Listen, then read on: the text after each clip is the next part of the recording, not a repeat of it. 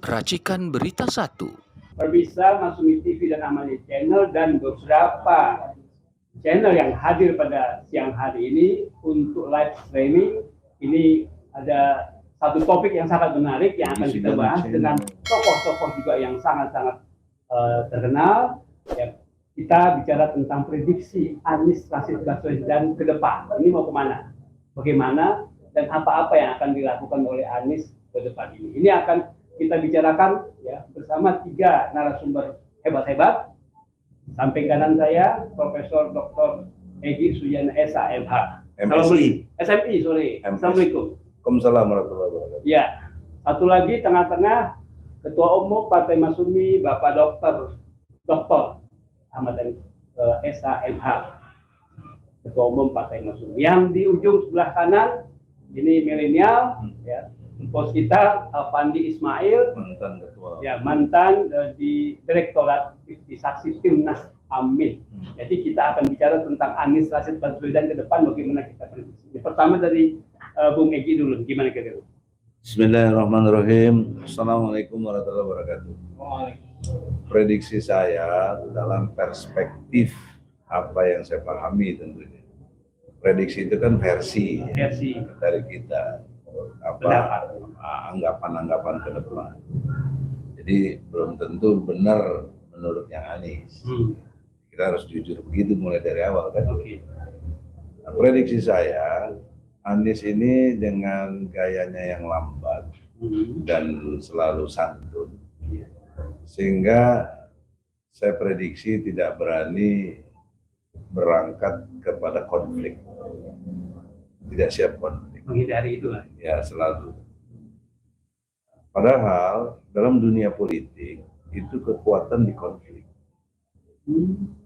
Mau bagaimana coba? Semua masing-masing punya gagasan dan berseteru di dalam pemilu. Sekarang yang menang si Fulan, kita sudah tahu siapa itu. Tapi apa yang dibawa oleh Anies yang harusnya itu kebenaran kan nggak disuarakan. Misalnya contoh kaitan dari yang awal ya. Kalau boleh jujur ada anomalinya gitu. Misalnya pas waktu awal Gibran muncul, Anies menyambut dengan baik. Harus ditolak gitu ya? Bukan harus ditolak. Ini logikanya dulu begini.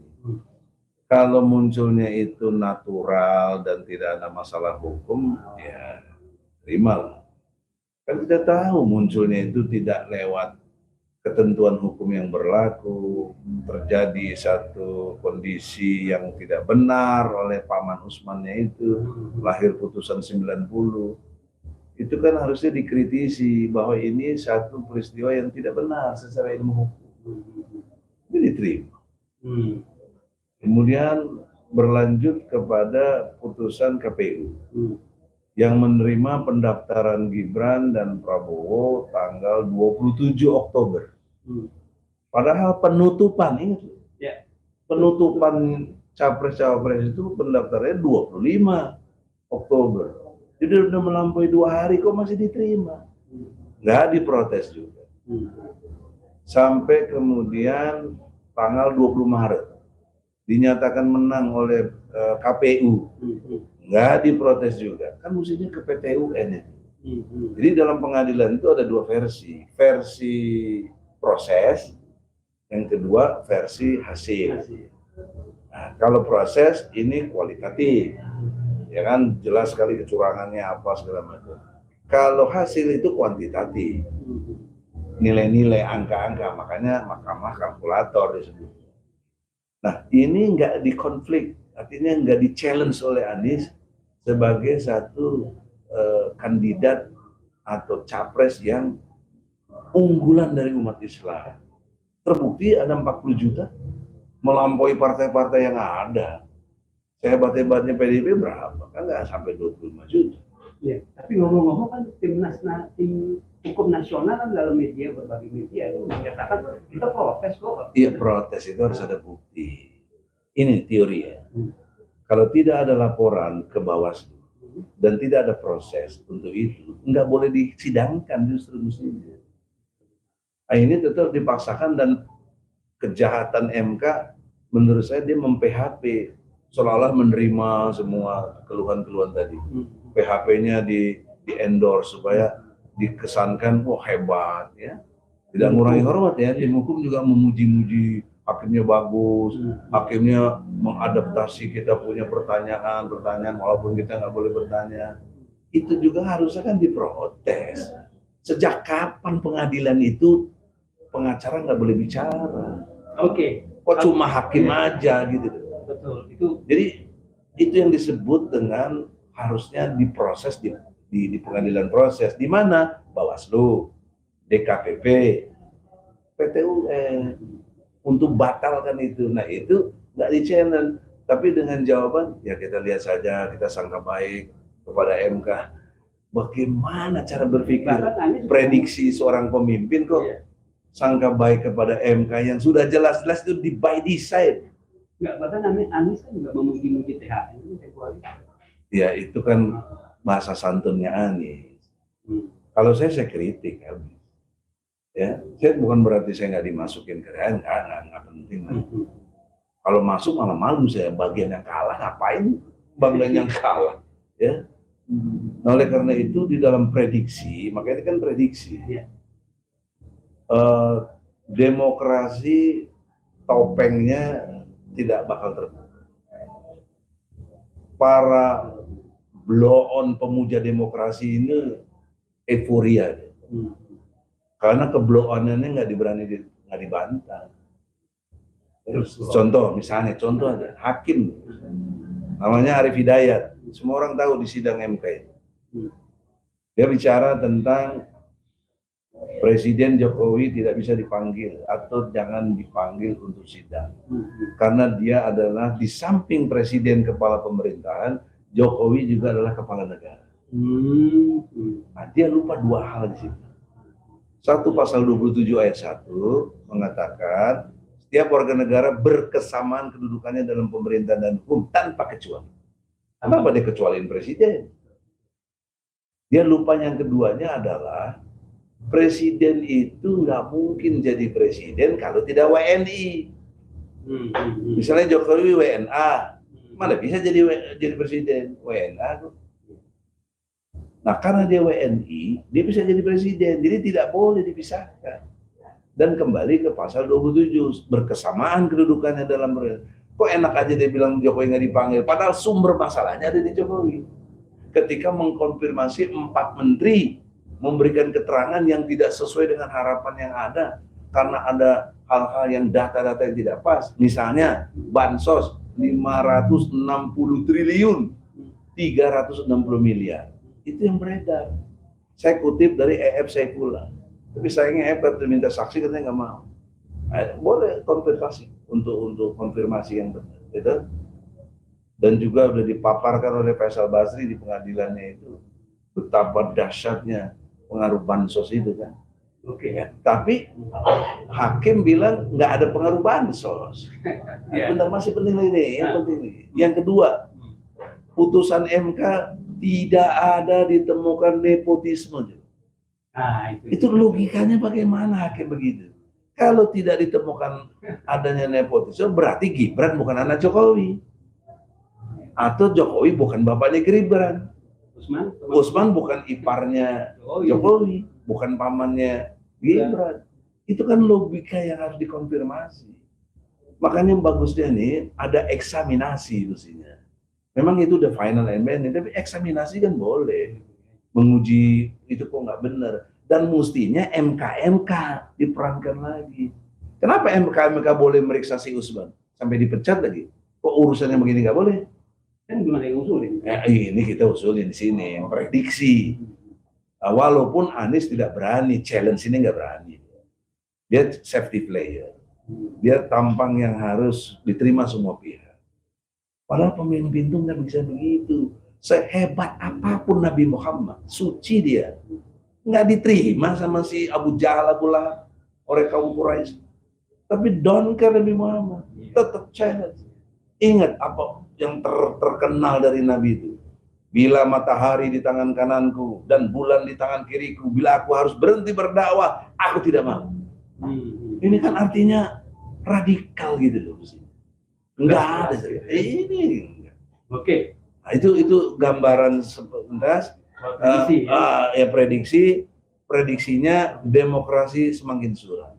Karena para blow-on pemuja demokrasi bersukaria. Ya. Silakan nih. Ketum Ahmad Yani, kira-kira pendapatnya. Bismillahirrahmanirrahim. Assalamualaikum warahmatullahi wabarakatuh. Saya kira tadi Bang Egi sudah membicarakan lah ya fakta-fakta yang lalu, isu pasang lalu. Saya tidak ingin masuk dalam hal seperti itu karena apa yang sudah dikemukakan, sudah disampaikan. Kita lihat prediksi ke depan.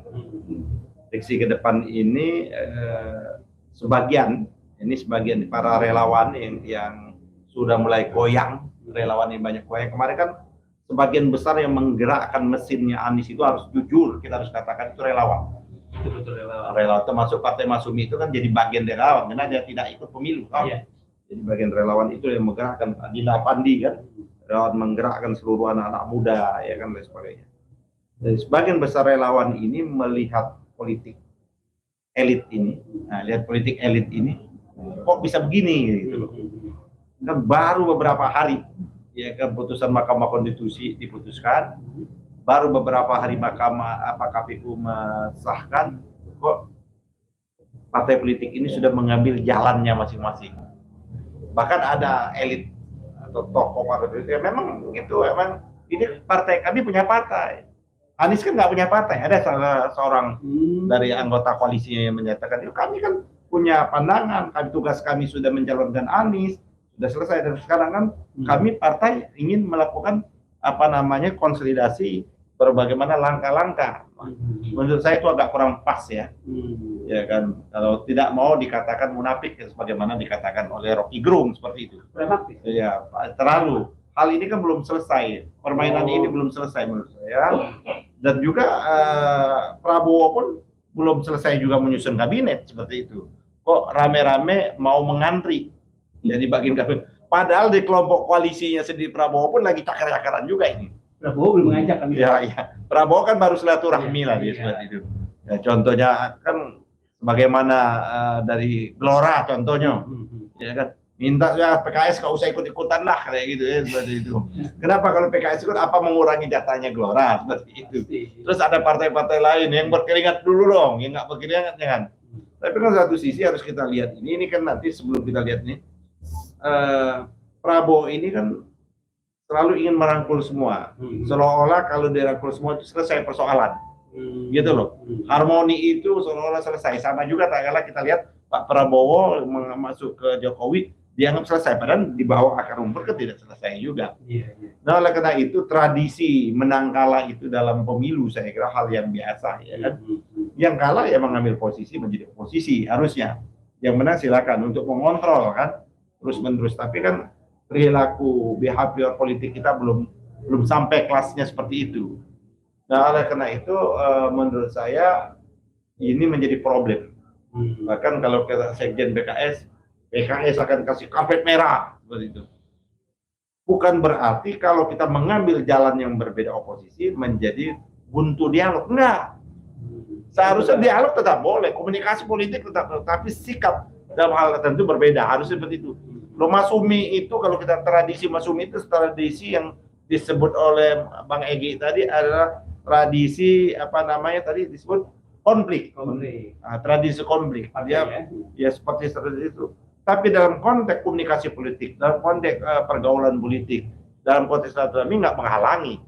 Ya seperti itu tidak menghalangi. Nah, hal ini yang harus dibangun, betul. Tidak perlu Prabowo untuk mengambil semua. Ya silakan aja yang partai-partai pendukung Prabowo ini tunaikan kewajibannya nanti kalaupun nanti jadi dilantik ya, karena kita belum tahu ada global, geopolitik dan macam apa perang dunia jadi. Masih ada perang dunia ini jadi atau enggak kan banyak persoalan. Ya kalau kata Rocky Gerung kalau terus-menerus dolar ini semakin anjlok, Joe Biden manggil dolar seluruh dunia. Ya kan? Berarti kalau dolar sudah dipanggil balik ke Amerika, berarti kan menjadi persoalan. Dan daya tahan ekonomi kita rapuh. Kenapa daya tahan ekonomi kita rapuh? Karena selama 9 tahun apa yang dijanjikan Pak Jokowi itu tidak terbukti. Ya, di bidang ekonomi. Katakan dia menyatakan bahwa ingin menjadikan kurs rupiah itu gagah. Ya, ternyata kurs rupiahnya tetap meroket, rupiahnya anjlok seperti itu kan. Dia ingin pertumbuhan yang 2 digit nggak pernah tercapai pertumbuhan 2 digit. Artinya Pak Prabowo itu menurut saya akan membawa beban berat. Apalagi kata saya setuju sama Rocky, beban yang terberatnya ini adalah adanya di Pak Jokowi, di Gibran. Ini beban beratnya akan dipikul bersama nih. Bagaimana dia menyelesaikan yang persoalannya seperti. Nah, oleh karena itu kembali lagi pada Anies, prediksi ini kan ada relawan-relawan ini kan mau mendorong Anies bentuk ormas. Ya kan? Ada bentuk partai, sudah bahkan ada partai perubahan katanya. Sudah ada di media sosial. Saya sarankan ya Anies, kalau saya tidak gampang membentuk partai. Kita ini udah pengalaman. Tidak gampang untuk berdarah-darah. Walaupun kalau kata Fahri, ya harus tampil dong. Jangan mau enak di ujungnya saja. Dia harus tampil memimpin partai, ya kan, atau diriin bagaimana konsolidasi. Saya setuju dalam konteks itu. Tapi tidak harus membentuk yang baru. Tidak harus membentuk yang baru. Dia silakan saja, Anies.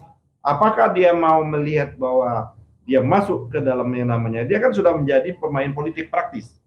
Dia kan sudah menjadi binatang politik istilahnya, itu kan sudah player, pemain politik lah. Dia kan udah calon, udah jadi gubernur dan calon presiden, tinggal dia pilih saja. Ya kan, ada PKS, bergabung dengan PKS, ya seperti itu. Nah, apakah Mas Umi, nanti dulu ada apakah PKS juga akan memberikan ruang? PKS apakah akan memberikan ruang Anies menjadi presiden PKS? Seperti itu. Iya, kan contoh.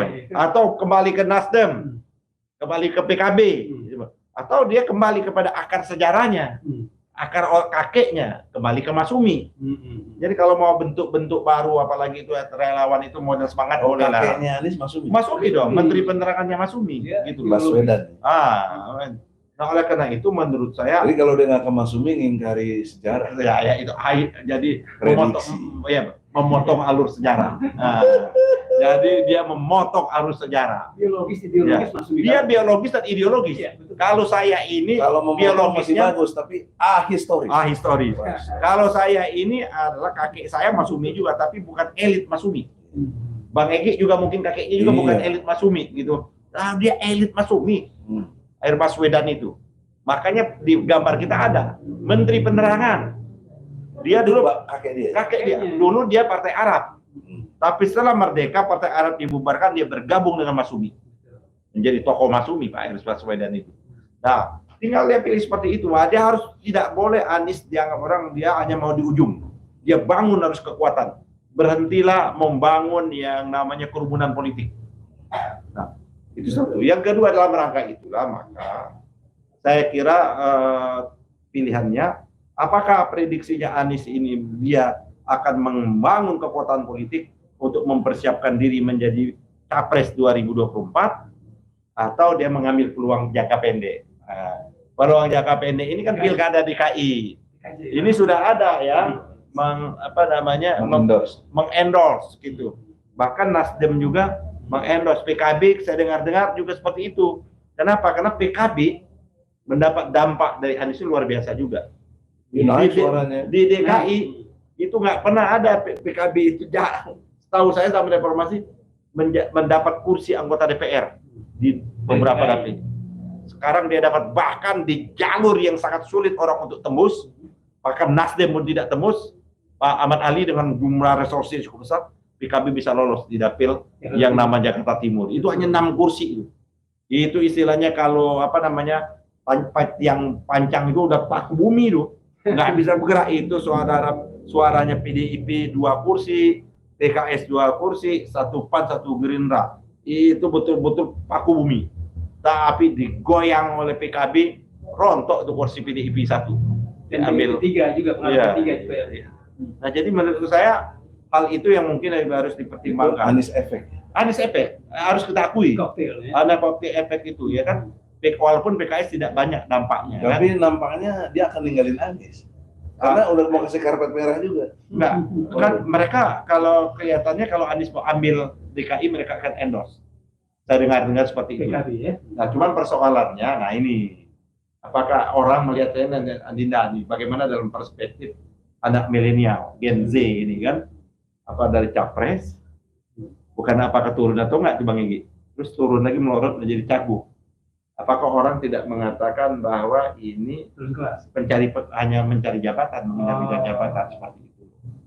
Kenapa dia tidak? Kalau saya jadi Anies dan Anies pernah menyatakan tidak. Kalau saya tidak ambil gubernur DKI, walaupun orang ini DKI ini adalah orang Indonesia ketiga, nggak juga, ya kan? Nggak juga seperti jadi ya, tapi dia membangun konsolidasi kekuatan, kan tidak harus ada struktur pemerintahan. Dia bangun betul 5 tahun ini kekuatan, entah melalui kita berharap bisa Masumi atau tempat lain, dia bangun kekuatan menjadi oposan, seperti itu. Dia jadi oposan, dia tetapkan banyak sekali di kita, tinggal menjadi oposan itu gampang. Tidak sulit sekarang menjadi oposan. Tinggal kita buka janji-janjinya Prabowo, terus kita mulai memplototi janji-janji. Contoh, janji yang terdekat itu katanya, ya kan, mau makan gratis, makan siang dan susu, sekian itu.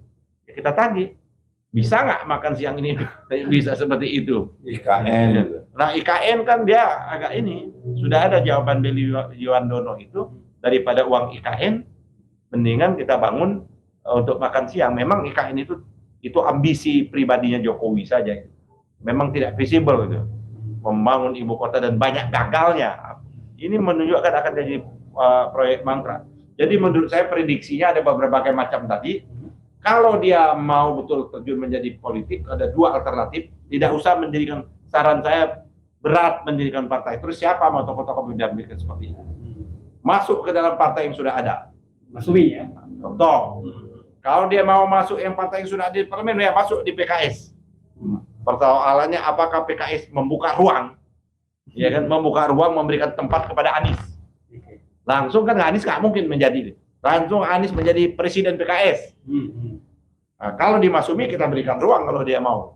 Dia mau ketua majelis suro, mau ketua umum, nah kita buka ruang. Tapi jangan melihat kecilnya dulu. Wah, Masumi kecil, jangan lihat. Apalagi udah nanda threshold. Tapi dia harus lihat bola ini, dia akar sejarah, dia bisa bentuk, tidak akan menjadi besar. Dan dengan itu kakeknya dia bisa melakukan konsolidasi dengan kawan-kawan FPI. Oh, besar itu. Bisa atau angka merayu Partai Umat gabung. Pak.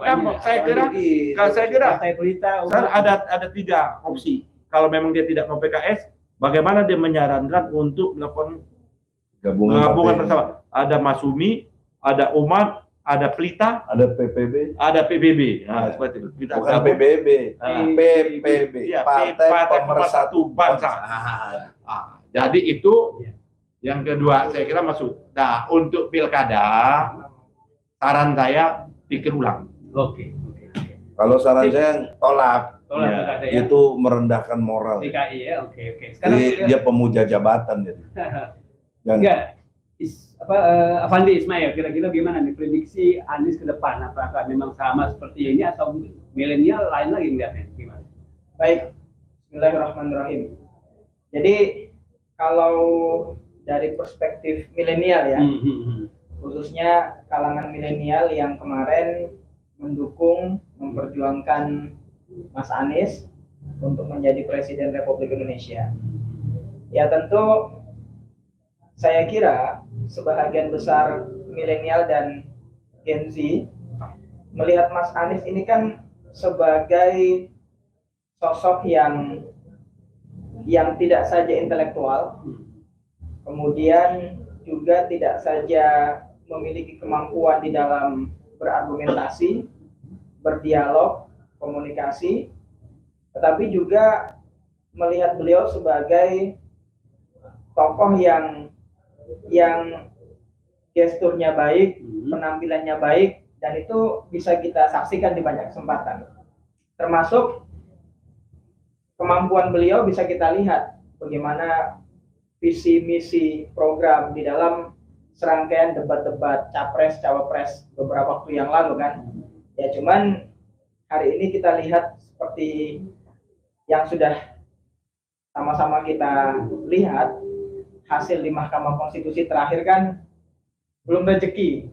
Belum rezeki, meskipun kita tahu juga bahwa demokrasi kita hari ini adalah demokrasi yang ugal-ugalan, demokrasi yang kriminal, demokrasi yang transaksional, brutal. Dan gila. Nah, itulah tadi yang dikritisi oleh Bang Egy dan juga Bang Yani, bahwa mestinya sedari awal harus ada perlawanan, kan gitu, bukan melawannya di akhir. Oke, saya tidak akan mengulas itu. Nah, sehingga dengan perwajahan yang demikian ideal dari sosok Mas Anies di kalangan kawan-kawan milenial dan Gen Z, terutama pendukung Mas Anies kemarin, maka saya kira Mas Anies ini tentunya akan dilirik oleh banyak pihak. Ya, dalam konteks kontestasi politik Pilpres kemarin, saya yakin pasti Prabowo juga melirik Mas Anies, kan gitu. Ini prediksi ya, analisa ya. Sama seperti yang dilakukan oleh Jokowi 2019 kan, pasca terpilih karena hanya head to head dengan Prabowo waktu itu. Lalu kemudian tidak lama berselang, bukan hanya Sandiaga, tapi Prabowo juga direkrut menjadi bahagian daripada kabinet Joko Widodo. Nah, saya kira pola ini juga akan dilakukan oleh Jokowi. Oleh Prabowo. Ya, yang paling mungkin adalah ajakan untuk menjadi menteri di kabinetnya Prabowo Gibran, kan? Karena inilah karakteristik demokrasi kita hari ini, yang tentu sangat berbeda dengan konstruksi konseptual yang ideal dari demokrasi yang tadi dikatakan oleh Bang Yani, bahwa menjadi oposisi itu pun juga adalah hal yang terhormat, kan gitu. Tapi kita melihat praktikalisasi demokrasi di Indonesia, katakanlah sejak 10 tahun terakhir ini, justru rezim penguasa ini tidak ingin adanya oposisi, kan gitu. Baik itu partai-partai yang kemudian ada di parlemen maupun gerakan-gerakan ekstra parlementer pun sebisa mungkin digoda, dirayu, diberikan iming-iming untuk tidak menjadi oposisi. Nah, inilah karakter demokrasi kita yang saya katakan tadi, tidak ideal. Karena kalau ini yang terjadi, dan ini sudah terjadi, maka yang dikatakan oleh Abraham Lincoln tentang demokrasi itu adalah kedaulatan rakyat, pemerintahan oleh rakyat, ya kan, dari rakyat dan untuk rakyat, itu tidak terwujud. Nah, hari ini yang terjadi adalah pemerintahan dari penguasa Jokowi, oleh penguasa Jokowi, dan untuk penguasa Jokowi dan antek-anteknya. Inilah yang kita sebut dengan dinasti politik yang terang benderang terjadi. Nah, sehingga kaitannya dengan hal itu, tadi disinggung soal apakah terkait mengenai Pilgub DKI gitu ya, dan pemilu kada di beberapa wilayah secara serentak ini dalam tahun 2024 ini, maka saya melihatnya begini, Mas Anies ini kan, kalau perspektif saya, beliau orang yang selalu mengukur, kan gitu ya, berhati-hati, betul nggak Bang ya? Jadi bertindak tidak reaksioner, ya kan gitu. Kemudian selalu berhitung maslahat mudorotnya, terutama bagi dirinya sendiri, dan itu sah-sah saja. Bahkan sebagai seorang politisi, kata beliau tadi, beliau ini sudah terjun sebagai praktisi kan, sebagai politisi, meskipun belum punya partai politik, tapi kan sudah maju sebagai pilpres dan levelnya sudah tokoh nasional, dan itu ditegaskan oleh PKS beberapa waktu yang lalu kan. Nah, sehingga ya kalau saya pasti Mas Anies akan berhitung.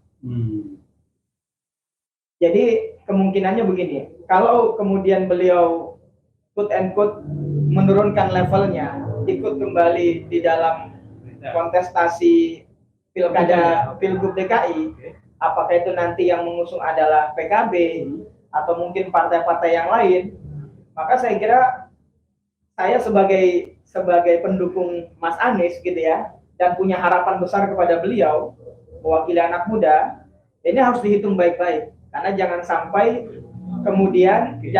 kemudian masuk bertarung kembali dan kalah, kan gitu. Ini yang harus dijaga gitu loh.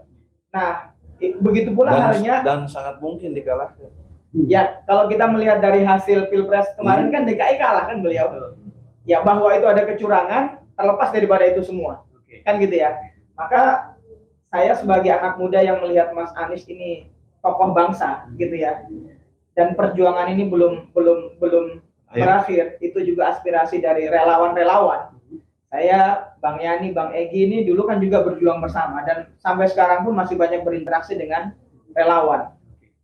Di tengah kegalauan partai politik pengusung beliau kemarin gitu ya. Ya, itulah karakter partai politik yang pragmatis, oportunis kan gitu. Nah, semangat relawan ini, trust yang diberikan oleh relawan ini, pejuang-pejuang tanpa pamrih ini harus dijaga oleh Mas Anies. Karena jangan sampai langkahnya sama seperti Prabowo, kan gitu. Artinya menteri nggak mungkin. Bagaimana umat Islam, bagaimana rakyat Indonesia 2019 menaruh harapan besar kepada Prabowo. Begitu Prabowo masuk, dia juga tidak bisa berbuat apa-apa. Dan sekarang pun dia mengamini Gibran sebagai wakilnya. Karena kenapa? Karena mungkin dia membaca bahwa tanpa begitu ambisi kekuasaannya tidak bisa terwujud. Apakah ini juga akan dilakukan oleh Mas Anies? Saya kira ya itu kembali kepada beliau. Tapi bahwa kita rakyat yang berjuang, yang menginginkan perubahan, ya kalau saya menjadi oposisi itu terhormat, kan gitu. Artinya menteri Noe. Ya, nggak penting lah. Jadi gini, saya sambung lagi. Ya, Gini, Bentar. Ini waktunya kita terbatas. Artinya kita berharap sekali diskusi ini terus bisa panjang gitu ya. Tapi juga ada endingnya. Tapi ada batasnya. Maksud saya gini, ini mungkin nanti kasih closing lagi ya, mungkin satu menit gitu. Karena pendapat ini tentu tadi juga belum selesai, semuanya belum selesai, masih bisa dilanjutkan lagi. Nah, silakan nih, sekarang Bung Yani, gimana kira-kira? ya yang paling penting itu kan orang itu kan dinilai ya konsistensi. Kalau bahasanya Bang Egy 3C tadi. 3C. C yang pertama confidence, C yang kedua komitmen, C yang tiga konsisten. C yang tiga konsisten itu gini maksud saya. Kan di dalam debat itu Mas Anies itu banyak sekali orang yang tidak kuat. Iya. Ya kan? Untuk menjadi oposisi. Itu kan dia menyindir Pak Prabowo sebenarnya. Karena Pak Prabowo mengambil tawaran menjadi menteri seperti itu. Kalau diambil, bagaimana dia mau running 2029?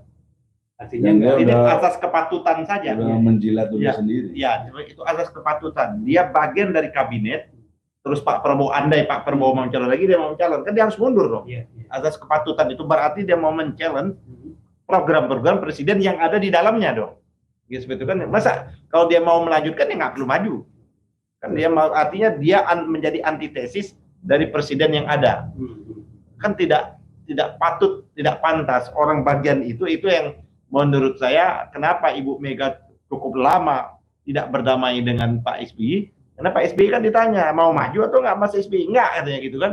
Itu kan etik moral yang memang sekarang maju yang selama ini memang menjadi persoalan mendasar di Republik Indonesia, sehingga kalau menggunakan bahasanya Bang Egy tidak mengalami keberkahan ya, tidak mengalami keberkahan. Itu adalah kenapa? Karena meletakkan etik moral itu di karpet yang paling bawah. Kalau diinjak-injak Malah di pemilu 2019 etik dan moral itu paling jatuh titik nadir. Mulai dari putusan MK, putusan Bapak Usman, itu semuanya akhirnya dikenakan sanksi pelanggaran etik. KPU-nya juga melanggar etik berkali-kali. Yang terakhir melanggar ini lagi dilaporkan juga pelecehan seksual apa macam-macam ya, ketua KPU. Jadi menurut saya memang pada tempatnya lah kalau Mas Anies membangun kekuatan baru ya kan? Di luar pemerintahan. Di luar pemerintah. Masuk DKI kan? Untuk 5 tahun itu nggak lama. Ya. Jadi 5 tahun nggak lama dia betul-betul membangun baru, orang menghargai dia. Pejuang kita itu kalau melihat sejarah itu orang yang melakukan konsolidasi dan berjuang seperti itu. Kita kan baru 5 tahun dia. Bagaimana perjuangan Hatta, bagaimana perjuangan Nasir dan sebagainya, itu kan semua orang berjuang. Dia tidak mengambil mau di ujungnya saja. Sehingga sekaligus juga itu memantah teori yang dibuat oleh Fahri Hamzah. Fahri Hamzah selalu menyatakan Anies maunya enak di depan saja, di ujung aja. Dia tidak mau membangun kekuatan.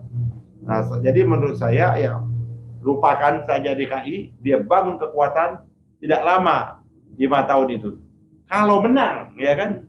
Kalau kalah kan tidak ada jaminan. DKI. Di dalam nasional aja rejim ini bisa melakukan apapun, se-Indonesia, apalagi DKI dengan ibu kota kondisi sekarang, dia akan menggelontorkan. Nah, Anies jangan lupa, karena Anies bukan dari incumbent. Ya, dia akan gelontorkan uang sebanyak, karena putusan Mahkamah Konstitusi kemarin tidak menghukum. Yang itu walaupun dia menyatakan putusan Mahkamah, urusan bansos ini adalah betul-betul ada korelasi dan sebagainya. Cuman kata MK, kita belum punya protokol untuk menghukumi itu. Ya, hukumnya cukup aja terbukti. Padahal kan hakim harus menemukan hukum. Jadi menurut saya ancaman buat finding. Jadi jangan tergoda dengan dorongan-dorongan orang. Jadi kalau saya, kecuali buat kekuatan baru gitu Mas. Satunya memang Anies harus membangun kekuatan politik, bukan membangun kerumunan politik. Nah, oke. Kalau nggak gimana? Ini dulu. Oh, ini dulu ya. Oke. Silakan, Afandi, silakan. Ya, sebagai closing statement, anak muda ini sebagai lanjut estafet kepemimpinan bangsa. Yang kita butuhkan hari ini adalah teladan dari para senior kita, khususnya yang ada di elit, bagaimana memberikan edukasi politik yang konstruktif kepada anak muda. Jangan sampai meninggalkan jejak-jejak destruktif dalam konteks kita berpolitik. Dan hari ini terjadi. Contohnya begini, ini yang sangat kita sayangkan. Baik itu partai-partai pendukung 01 kemarin maupun partai-partai pendukung 03, ini challenge. Apakah Anda konsisten menjadi oposisi atau tergoda bergabung ke dalam kekuasaan? Kalau saya ditanya harusnya konsisten. Kenapa? Karena selama proses Pilpres sampai akhir di MK, narasi yang selalu kita lontarkan adalah kecurangan, TSM, kan gitu. Dan itu sebenarnya diakui oleh semua pihak, ya kan? Nah, ini akan menjadi sangat memilukan dan memalukan kalau kemudian kita melontarkan itu, melawan itu, lalu kemudian dikalahkan dengan sebuah grand design kekuasaan, lalu kita gabung karena tidak ingin menjadi oposisi. Kan berarti kita tidak konsisten, gitu loh. Dan ini akan menjadi satu pretensi buruk buat sejarah demokrasi. Akhirnya demokrasi hanya tinggal nama doang, gitu loh.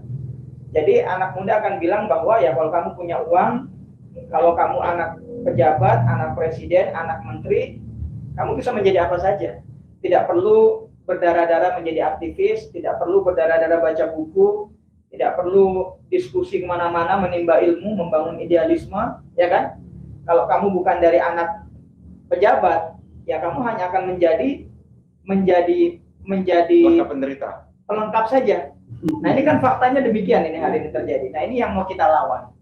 Makanya ya melanjut dari yang dikatakan oleh Bang Yani tadi, kekuatan politik yang benar-benar kuat itu harus dibangun oleh Mas Anies, kan gitu. Dan saya kira kalau kita mau jujur masih banyak orang yang menaruh harapan besar kepada Mas Anies. Bikinlah poros perubahan misalnya kan. Ya, itu saya kira ini yang dinanti oleh semua pihak.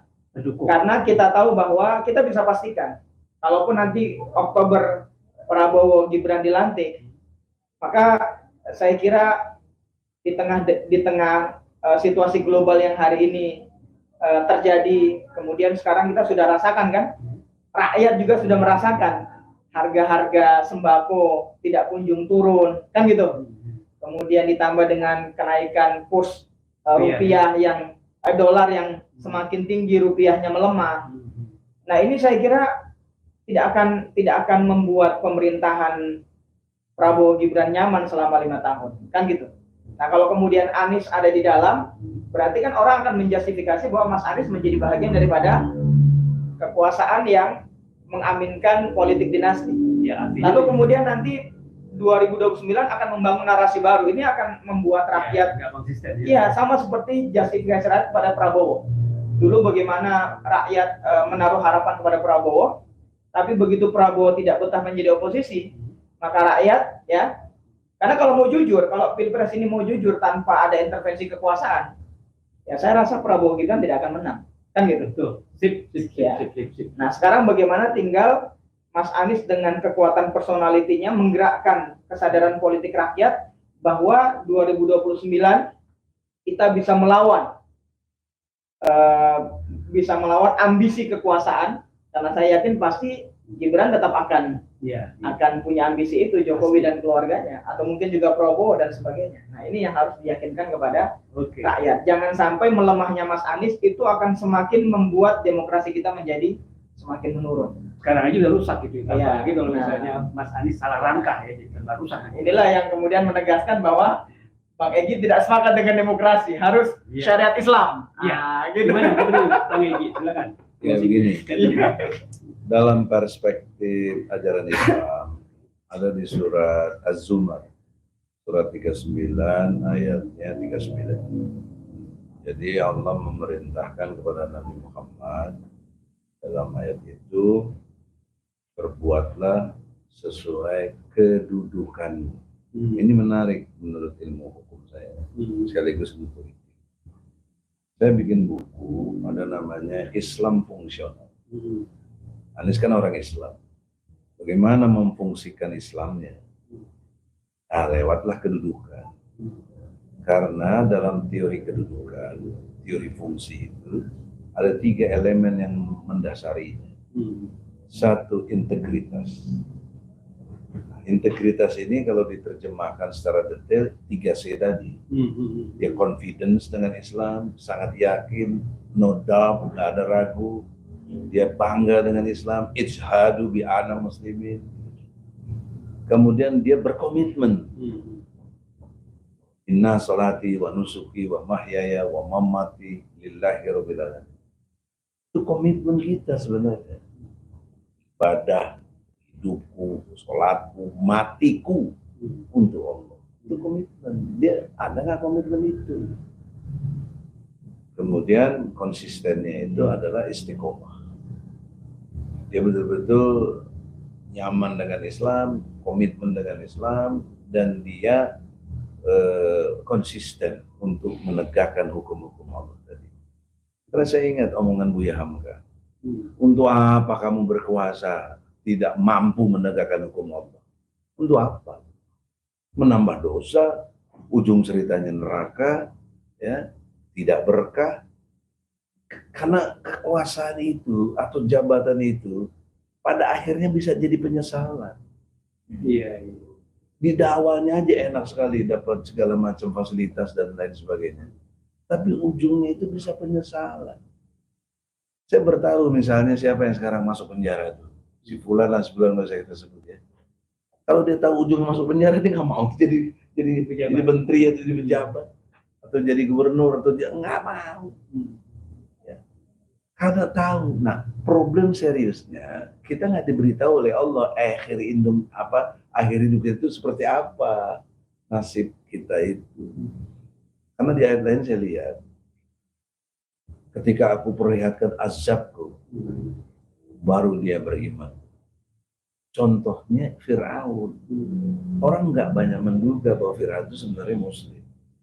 Akhirnya, itu diterangkan di surat Yunus. Ada main-main itu tenggelam. Dia tenggelam, tapi waktu mau tenggelam dan akhir dia menyatakan tobat kepada Allah. Ada, buka ayat 90, 91, 92 surat Yunus itu. Karena sebelumnya ayat 88-nya didoakan oleh Musa supaya dibinasakan Firaun itu. Itu doa Nabi Musa. Nah, jadi sekarang kita masih asumi dan lain-lain masih belum punya kekuatan. Kita punya kekuatan doa. Bangun aja tiap malam tahajud. Kembangkan rejim yang nggak bener, yang brengsek. Kan doa nggak ada yang nangkep, masa doa ditangkep. Apalagi tahajud. Doa aja ini. Jadi si brengsek ya? Iya, si brengsek aja yang harus ditumbangkan oleh Allah, bukan oleh kita. Nanti Allah caranya sendiri gitu. Nah, poin ini ada pada Anies. Karena dia hari ini yang dukung dia lebih dari 40 juta. Setahu saya 40.900.000. Hampir 41 juta yang dukung. Besar itu ya? Sah itu. Hasil dari hitungan KPU. Iya. Itu udah melampaui berapa partai itu. luar biasa. Itu dicurangi, kalau nggak dicurangi. Nah, itu pun dicurangi coba ya. Kalau nggak dicurangi, ya Allah, luar biasa. Nah, oleh karena itu, apa yang disampaikan dua sahabat saya ini, itu yang terbaik. Tapi ada satu problem psikologi. Mungkin dia nggak berkenan sama Masumi, mungkin nggak berkenan sama PKS. Dia kan sisi lain egonya tinggi sekali, saya tahu. Iya. Saya 10 tahun di atas dia. Gengsinya tinggi. HMI waktu dia baru masuk, saya jadi ketua PB HMI. PU bersama kan? Iya. Jadi dalam perspektif ini, saya saran dengan penuh sayang dengan Anies. Sudahlah, jadilah kamu jati dirimu sendiri. Gak usah masuk partai, gak usah apa. Tapi peranmu, kedudukanmu harus amar ma'ruf nahi mungkar. Dengan kapasitas dirinya itu. Dengan integritas yang dia punya. Dengan otoritas yang dia punya. Dengan kapasitas yang dia punya. Karena kan di Indonesia sekarang yang dilihat bukan kapasitas, tapi isi tas. Oke. Nah, oleh karena itu closingnya adalah Anies yang terhormat, saya sayang dengan Anda, jadilah diri Anda dan betul-betul sesuai konsep yang Anda buat. Mau memutuskan keputusan itu, Anda langsung ukuran utamanya keadilan. Baru aspirasi, kemudian yang terakhir soal pendekatan yuridisnya. Dia contohkan dalam bangun jalan di DKI, itu saya hormat. Dia bangun jalan langsung Pempronya itu diajak dialog, kamu harus mikirkan jalan yang berkeadilan. Bingung Pempro, kok jalan apa urusannya jalan berkeadilan? Nah, diterangkan, orang ada jalan kaki, ada naik sepeda, ada naik motor, ada naik mobil. Kenapa kamu yang pikirkan cuma naik mobil? Itu hebat di situ. Visi yang tajam, saya suka. Makanya saya dukung dia. Dalam konteks ini, jadilah dirimu untuk berbuat yang bisa menciptakan keadilan itu. Itu aja dia nggak usah jadi apa-apa deh. Tapi dia udah didukung oleh 40 juta lebih itu kan, udah satu modal sosial itu yang besar, yang dahsyat, yang nggak dipunyai oleh siapapun dalam konteks Indonesia. Oleh karena itu yang terakhir, dengan hormat, pesan moral yang dari Buya Hamka tadi. Karena waktu dia jadi gubernur, punya kekuasaan, jadi kepala daerah, hukum Islam nggak tegak. Jangan lagi dia terpengaruh oleh politik identitas. Jangan lagi terpengaruh dia turunan Yaman segala macam, nggak ada urusan. Ini Indonesia, dasar negaranya adalah ketuhanan yang Maha Esa. Pasal 29 ayat 1. Siapa Tuhan yang Maha Esa? Allah. Di mana Allah disebut? Di Mukadimah, alinea ketiga, berkat rahmat Allah. Dan Allah itu punya hukum, namanya hukum Islam.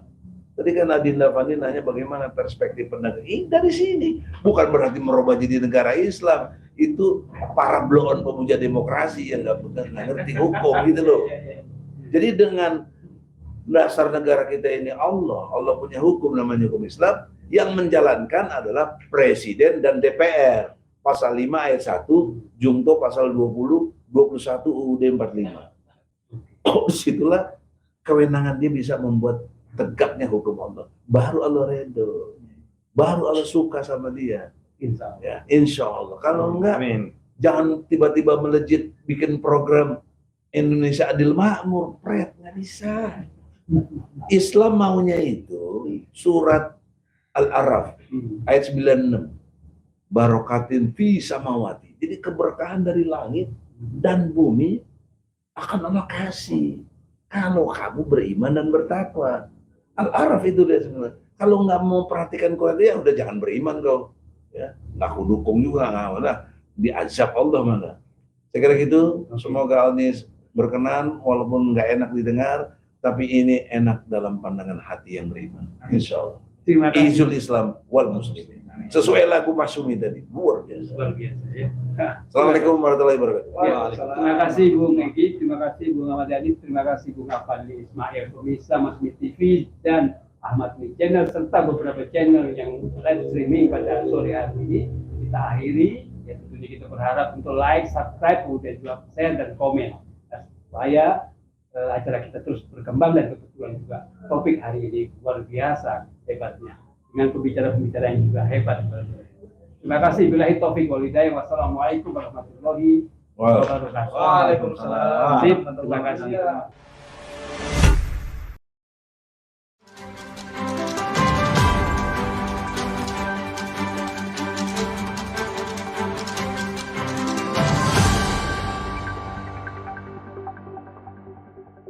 Racikan Berita 1.